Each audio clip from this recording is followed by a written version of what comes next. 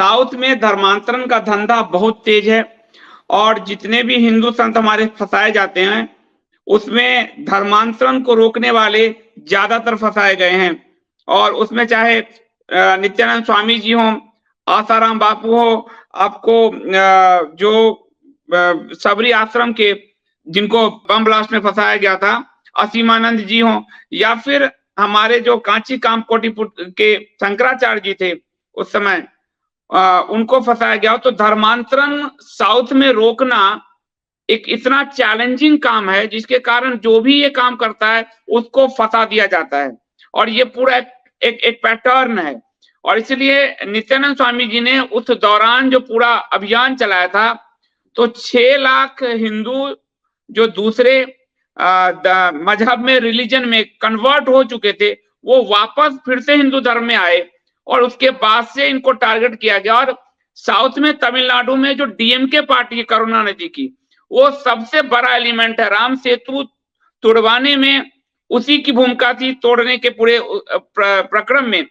तो करुणानिधि के ही फैमिली की टीवी है सन टीवी, मारन की टीवी है वो सन टीवी, जिसने इस पूरे मुद्दे को लिया और जिसके जरिए फॉल्स वीडियोज करके उनका चरित्र हनन का प्रयास किया गया।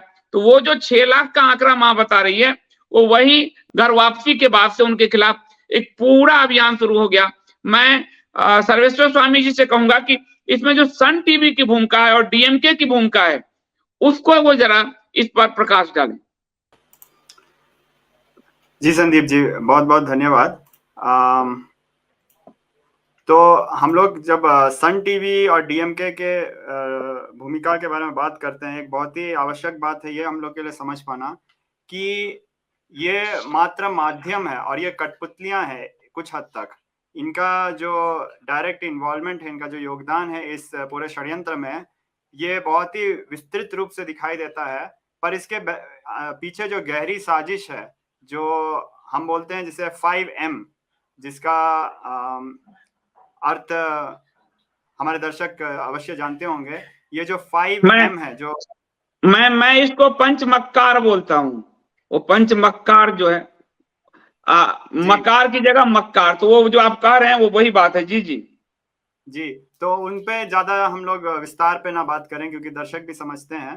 तो ये जो पंचमक्कार जैसा कि आपने बताया है, इनके ये कठपुतलियां हैं। क्योंकि जब हम लोग एथीस्ट या फिर नास्तिक बोलते हैं, जैसा कि माचला स्वामी भी बता रही थी कि विदेशों में ये काफी सोशल एक्टिविटी करते हैं, सेवा करते हैं एथीज्म होने के बावजूद। तो एथीज्म का अर्थ वहां पे थोड़ा अलग होता है। यहाँ पे ये एथीज्म और अपने जो आइडियोलॉजीज होते हैं उनका नकाब इस्तेमाल करते हैं। अंत में इनका लक्ष्य एकमात्र होता है, वो है हिंदू विरोधी, एंटी हिंदू और हिंदू विरोधी। तो इसमें जब हम लोग जाते हैं तो मैं कुछ एविडेंसेस भी आप लोग के साथ शेयर करना चाहता था, जो कि हमारे दर्शकों को समझ में आएगा कि ये कितनी गहरी साजिश थी।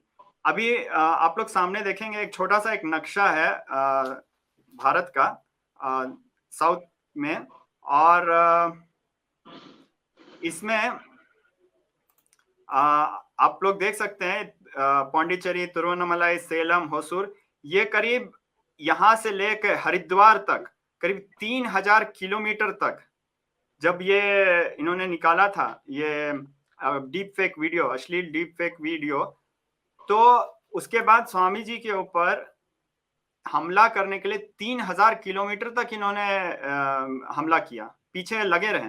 तो ऐसा संभव नहीं है। आप एक और चीज को गौर करिए, ये एक नक्शा है एक और, जितनी गेरुआ रंग में जितने जगह हम लोग को हाईलाइट किया है, यहाँ पे हमारे मंदिर थे जो रातों रात, एक रात में साइमल्टेनियसली, आप सोचिए बिल्कुल ही एक साथ 50 जगह गुंडे आए और उन्होंने हमारे मंदिरों पे, हमारी विग्रहों पे, देवी देवताओं को तोड़ के मंदिर पे आग लगा के उन्हें बंद कर दिया। 50 जगह एक साथ एक रात। तो ये संभव नहीं है कि कुछ एक लेनिन हो या फिर कुछ एक लोग हो। और जबकि हम लोग बात करते हैं जो एथिस्ट आइडियोलॉजीज वाले जो हिंदू विरोधी ताकतें हैं,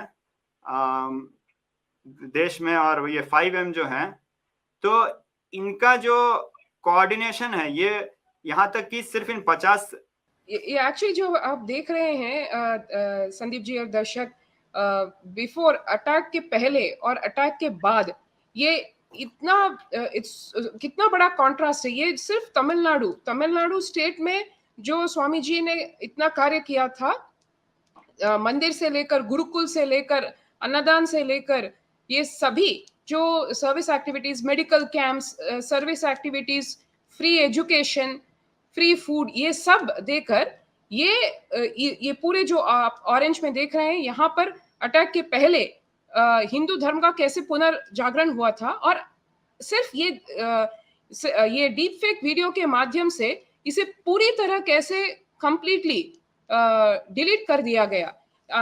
जो लोगों को ऐसा एक महसूस करना पड़ा कि यदि स्वामी जी के साथ वो एसोसिएटेड है तो समाज में उन्हें बुरी तरह से देखा जाएगा। सो एक बहुत गहरी साजिश थी, जैसे आपने कहा कैरेक्टर असैसिनेशन। इसके वजह से लोगों को ये अपने ऊपर जो और अपने एक्सपीरियंस, अपने अनुभव पर जो कॉन्फिडेंस था उसे हटाने की कोशिश की गई।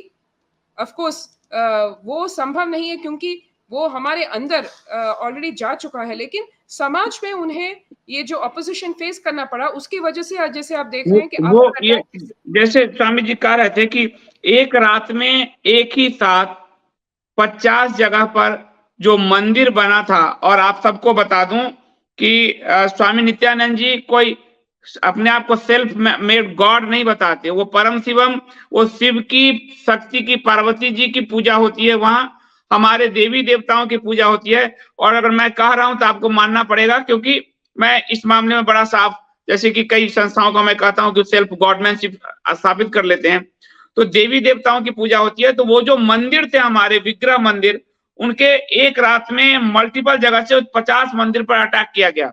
तो जो दिखाता कि एक संगठित शक्ति थी जिसने कुछ लोगों को आगे किया, जिसमें विनय भारद्वाज, आरती राव हो, अथवा या ये आपको लेनिन करुप्पन हो या श्रीधर हो, इन सबको तो एक चेहरा था जो आश्रम में इनपुट किया गया, घुसाया गया, और इनके जरिए फेक वीडियो को क्रिएशन किया गया, और फेक वीडियो के क्रिएशन को भी स्वीकारा गया। ये मैं आगे बताऊंगा। सन टीवी के जो उस समय के प्रबंधक थे हंसराज सक्सेना, उन्होंने इसको स्वीकारा भी। तो एक साथ 50 जगहों पे अटैक होना, आपको पिछले वीडियो में मैं दिखा चुका हूं कि गुजरात का पूरा आश्रम ही रौंद दिया गया बिना किसी के, और कल अब हाईकोर्ट का जब ऑर्डर आ चुका है तो क्या पुलिस बनाकर देगी आश्रम? तो एक साथ ये पूरी कॉन्स्पिरेसी को दिखाता है। तो मैं चाहूंगा कि स्वामी जी आप बताएं, इसको कंटिन्यू करें जरा नक्शा के साथ और प्रूफ के साथ। जी धन्यवाद संदीप जी। तो जैसा कि हम लोग देख पा रहे हैं कि ये जो हमला है काफी जटिल था, और अभी तो खैर हम लोग सिर्फ और सिर्फ साउथ इंडिया की बात कर रहे हैं और कुछ 50 जगहों की बात कर रहे हैं, बट इनका जो कोऑर्डिनेशन है वो इंटरनेशनल है, जिसके बारे में हम लोग आगे भी बात करेंगे। क्योंकि आप देखिए एक ही रातों रात कहाँ लॉस एंजलिस, कहाँ सेलम, कहाँ चेन्नई और कहाँ बैंगलोर, सब जगह एक साथ किस तरह से अटैक हो रहा है। और इसमें दो बातें हैं, एक तो जब ये अटैक हो रहा है तो ये कुछ गिने चुने शहरों में हो रहा है। अगर ये ऑर्गेनिक होता, यानी कि अपने खुद के माध्यम से ये फैल रहा है, जो इसमें जेन्युइन अगर कुछ है भी, तो मतलब लोग स्वयं अगर हमला कर रहे होते तो ये पैटर्न नहीं दिखता। जी, ये पैटर्न नहीं दिखता। और ये बिल्कुल ही आप देखिए इसमें कुछ तस्वीरें हैं उस समय की, जब जो अखबारों में कैप्चर हो गए। जैसे कि आप देख सकते हैं लोग इसे बड़ा ही एक अलग रूप दिखा रहे हैं। इसे दिखा रहे हैं जैसे कि हम लोग एथीज्म में विश्वास रखते हैं, या फिर हम लोग कुछ आइडियोलॉजी लेकर इस चीज का विरोध कर रहे हैं। तो ये रातों रात मैं लोगों से एक बार कह दूं, एथीज्म मतलब नास्तिकता, कि हम नास्तिक हैं और हम धर्म को नहीं मानते, और ये भगवान शिव शक्ति इन सब की उपासना हिंदू धर्म को ये बढ़ा रहे हैं, इसलिए हम नास्तिक हैं। और असल में कहानी ये थी कि जो 6 लाख दूसरे धर्म में धर्मांतरित लोगों को इन्होंने जो घर वापस कराया था, उसके कारण जो साउथ का डीएमके करुणानिधि खुद खुलकर नास्तिकतावाद को बढ़ा चुके हैं। तो वो जो नास्तिक पार्टियां हैं उन्होंने अटैक किया था। हाँ स्वामी जी। जी, तो ये जो अटैक है इसमें मैं एक चीज आप लोग के साथ साझना चाहूंगा जो कि बहुत ही कम लोगों को पता है, लेकिन ये हमारा बहुत ही अजीब सा और बहुत ही चौंकाने वाला अनुभव है। जैसे कि आप देख सकते हैं इस तस्वीर में, ये 4 मार्च के आसपास का एक घटना है कि हमारे एक आश्रम में, एक मंदिर में, एक आश्रम में, जहाँ पे लोगों का उपचार भी होता था औषधा और सिद्धा दवाइयों के साथ, वहां पे डॉक्टर को वो डॉक्टर देखते हैं कि टीवी में बताया जा रहा है कि आपके आश्रम में आग लग गई है। वो सोचते हैं कि मैं तो बैठा हुआ हूँ यहाँ पे, कुछ नहीं हुआ, मैं टीवी देख रहा हूँ, या ये किस अटैक के बारे में बात कर रहे हैं। तो वो देखते हैं कि बाहर सन टीवी का जो वैन है वो खड़ा है। वो पूछते हैं वैन वालों से कि तुम लोग ये झूठी खबर क्यों फैला रहे हो कि मेरे जो क्लिनिक है, मेरे जो आश्रम है, यहाँ पे जो मैं उपचार करता हूँ लोगों का, सेवा जो देता हूँ, यहाँ पे आग लग गई है, यहाँ पे अटैक हुआ, यहाँ तो कुछ नहीं हुआ है। तो उनको भी समझ में नहीं आया। फिर पुलिस भी आई रक्षा करने, कई छोटी मोटी चीजें हुई, लेकिन इससे क्या समझ में आता है कि एक बहुत ही गहरा सबूत मिला हम लोग को भगवान की कृपा से कि ये लोग पहले मीडिया भेज दे रहे थे अटैक करने से पहले, और उसके बाद ये लोग गुंडे आ रहे थे, जो ये हिंदू विरोधी लोग हैं जो अलग अलग नकाब पहन कर आते हैं, और फिर ये लोग आग लगा रहे थे, मंदिरें तोड़ रहे थे, विग्रहों का नाश कर रहे थे और बर्बरता फैला रहे थे। लेकिन सिर्फ इसी जगह और एक आध और जगह ये लोग पकड़े गए क्योंकि गुंडे लेट आ गए, मीडिया पहले आ गई। तो इस प्रकार कई सारे हमले हुए। अब जैसा कि हम लोग देख रहे थे कर्नाटका, ये तमिलनाडु प्रदेश में किस तरह से हमला हो रहा था, अब हम लोग देख रहे हैं किस प्रकार ये हमला हो रहा है कर्नाटका में ये हमारे जो आदि कैलाशा मंदिर है, उसका जो गेट है, फ्रंट गेट, उसका आप देखिए क्या दुर्दशा की इन लोगों ने। क्या तो मतलब आप कुछ जो जिस प्रकार से ये लोग हमला कर रहे हैं आप देख सकते हैं इन तस्वीरों में, और जो बर्बरता है इनकी कि पूज्य स्वामी जी हम लोग के जो जब अपने कुटीर में थे, कुटीर में इन टेररिस्ट ने धक्का देके स्वामी जी को बंद करके उस कुटीर में आग लगा दी, और दूसरी तरफ मीडिया इसका लाइव प्रसारण कर रही है। मतलब आप सोचिए कि इस कुटीर में स्वामी नित्यानंद जी इस कुटीर में बंद है, उनको धक्का देके बंद किया गया और आग लगा दिया गया, और मीडिया लाइव कवर कर रही है। ये जिंदा जलाने का प्रयास है जो साफ दिख रहा है। हाँ स्वामी जी। तो आप ये देख सकते हैं, ये तस्वीरें हैं उस समय की। ये आप देख सकते हैं, एक मीडिया है जिसका नाम मैं नहीं लेना चाहता हूँ। तो सिर्फ ये एक मीडिया नहीं है, कई एक मीडिया वाले जो लोग थे, जैसा कि मैंने आपको बिल्कुल एक सॉलिड सबूत के साथ बताया कि ये हमले से पहले ही वो लोग बैठे हुए थे।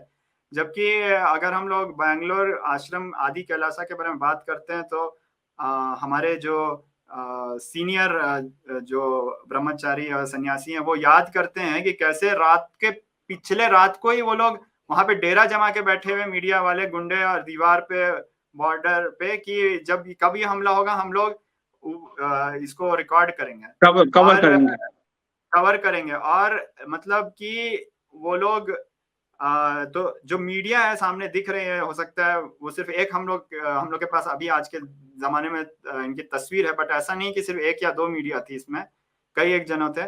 तो यहाँ पे देख सकते हैं इस तस्वीर में कि ये मीडिया वाले रिकॉर्ड कर रहे हैं इतने शानदार और बिल्कुल ही बर्बरता के साथ कि स्वामी जी को के जीवन के बारे में इनको कोई बिल्कुल ही नहीं है, और बिल्कुल ही क्रूरता के साथ इसको लाइव टेलीकास्ट दिखा रहे हैं। तो एक तस्वीर है ये लोग के रिकॉर्डिंग के कैमरामैन के साथ, और एक है जो एक्चुअल ये जो अपने टीवी चैनल में दिखा रहे थे। दोनों तस्वीरें हैं हमारे पास। ये देखिए, ये दूसरी तस्वीर है थोड़े बड़े रूप में, और इसमें स्वामी जी अंदर बंद हैं, बंद हैं, उन्हें धक्का मार के बंद किया गया है। और उसी प्रकार जो शासन प्रणाली है उनको भी किस तरीके से देख सकते हैं हम लोग कि वो इन्वॉल्व है इसमें। तो ये जो हमला चल रहा था, जैसा कि हम लोग देख रहे थे, आपको मैं एक और चीज बताना चाहूंगा संदीप जी और सारे दर्शकों को, कि अभी हम लोग ने देखा कि किस तरीके से पूरे 3000 किलोमीटर चालू होते हुए तिरुवन्नामलाई से होते हुए सेलम, होसुर, बैंगलोर और उसके बाद पौंडीचेरी से फिर हरिद्वार, ये जो पूरा 3000 का किलोमीटर है, इसमें लगातार पीछे पड़े रहे ये लोग। पीछा करते रहे। और इसमें सबसे चौंकाने वाली बात यह है कि जो टीवी चैनल आप यहाँ देख सकते हैं, जो माइक पकड़ के बैठे हुए हैं यहाँ पे खड़े जो हैं, सेम टीवी चैनल 3000 किलोमीटर बाद स्वामी जी के रूम में घुस जाते हैं हरिद्वार में। ये कैसे संभव है संदीप जी? स्वामी जी वहां से जब उनको ये बता रहे हैं कि उनको उनके कुटीर में आग लगाकर मारने का प्रयास हुआ, जो आपने तस्वीर देखी, उसके बाद स्वामी जी का जो काफिला निकला बचा, वो हरिद्वार तक उनको मारने के लिए पीछा किया गया है। मीडिया से लेकर उनको मारने वाले लगातार पीछा कर रहे हैं, वहां भी कवरेज हो रही है। पूरी प्लानिंग जो है आपको दिख रही है कि एक स्वामी को इसलिए उनको देश छोड़कर कैलासा जाना पड़ा, 3000 किलोमीटर तक चेस करके उनको मारने का प्रयास हुआ।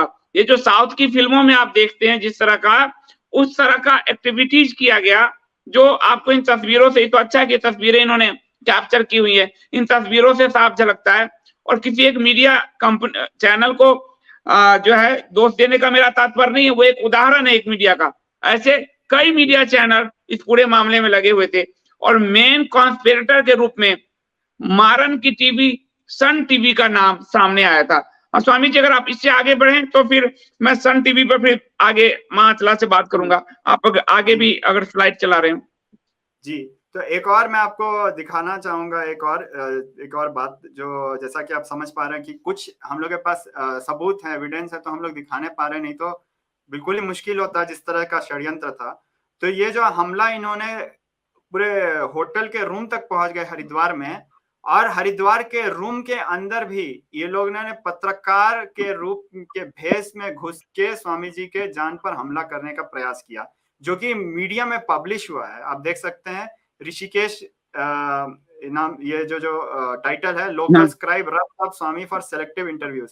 तो ये जो ये खबर भी है किस तरीके से जान पर हमला किया जा रहा है, उसको भी बड़े तोड़ मड़ोड़ के, डाइल्यूट करके कम दिखाया जा रहा है। जहां पे छुरा लेके स्वामी जी के जान के ऊपर हमले का प्रयास हो रहा है, उसको भी बहुत ही गलत और कम तरीके से दिखाया जा रहा है। बट चौंकाने वाली बात यह है कि ये सारी चीजों का सबूत मीडिया खुद डाल रही है, और सब कुछ हो रहा है आंख के सामने।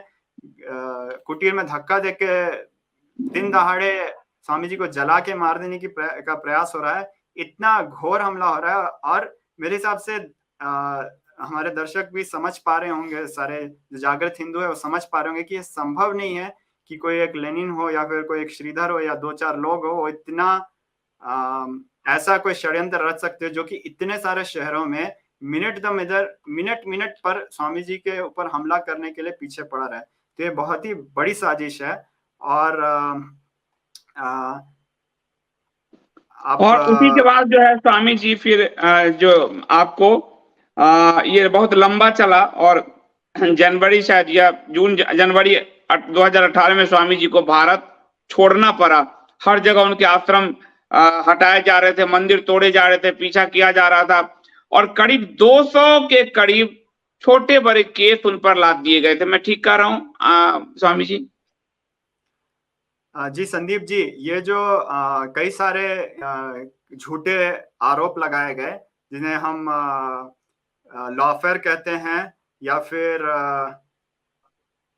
आप कह सकते हैं एक छल के साथ जो कानून का इस्तेमाल किया जाता है, उस प्रकार कई सारे झूठे आरोप लगाए गए, और सारे आरोप ध्वस्त हो गए। जैसा कि हम लोग याद करते हैं, और मैं तुरंत आपको सबूत नहीं दिखाना पाऊंगा, लेकिन एक ही हफ्ते में 3 आरोप लगाए गए सेम चीज पर। एक ही मुद्दे पे एक ही हफ्ते में 3 अलग शहरों से आरोप लगाए गए, केस फाइल किए गए। जो ये एक तरफ जब स्वामी जी के ऊपर हमला कर रहे हैं ये हिंदू विरोधी ताकतें, उनके ऊपर केस लगाया जा रहा है, झूठा केस, कि उन्होंने हिंदू धर्म के ऊपर हर्टिंग रिलीजियस सेंटिमेंट्स का जो एक सेक्शन होता है आईपीसी का, उस पे केस लगाया 1 से ज्यादा जगहों पे। और ये सारे आगे चलकर अदालत ने, माननीय अदालतों ने इन्हें बताया खारिज कि ये कर दी। बिल्कुल ही झूठे हैं। लेकिन ये बड़ा ही चौंकाने वाला बात है, एक ही आरोप है जो कि गलत है, जो झूठा है, एक ही हफ्ते में 3 अलग शहरों से कैसे कोई केस लगा सकता है? ये कहीं नहीं होता ऐसा।